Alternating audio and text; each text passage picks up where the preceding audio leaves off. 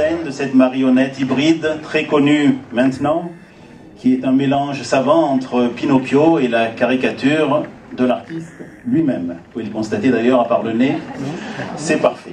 Et puis au fil des années, ce qui nous réunit ce soir ici, parce que le thème de l'élévation est depuis toujours dans le travail de Patrick Moya.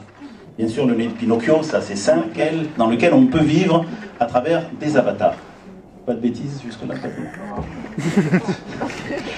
Pionnier dans les arts numériques, Patrick Moya se passionne pour le nouveau concept de la réalité augmentée, fantaisiste, et pas seulement dans l'univers de Second Life.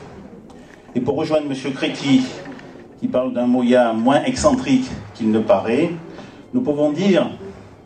Ego. Oui, il est très centré. Là, il est un peu excentré.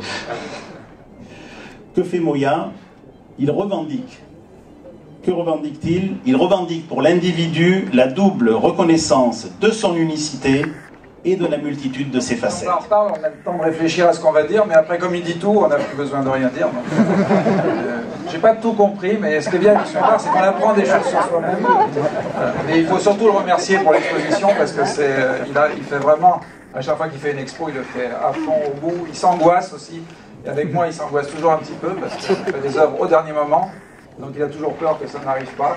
Il est parti des jours en Corée juste avant l'exposition. Voilà, il me ment sur les délais, il me dit il faut ça pour...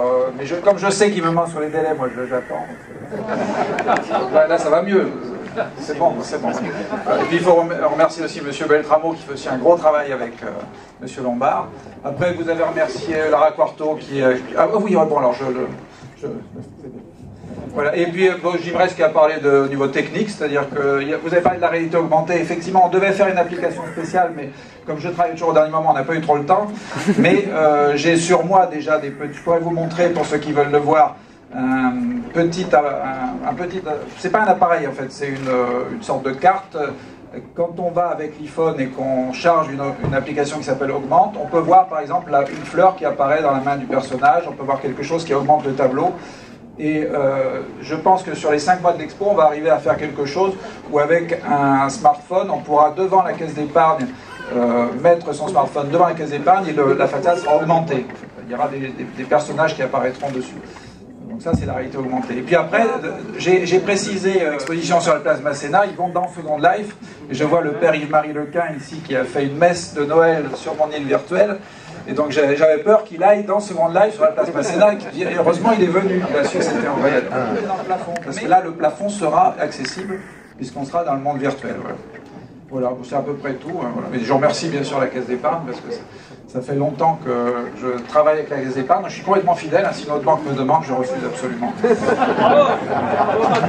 D'accord, et donc les jeunes femmes qui sont autour de nous portent des robes créées par Madame Quarto, d'après le travail de Patrick Moya.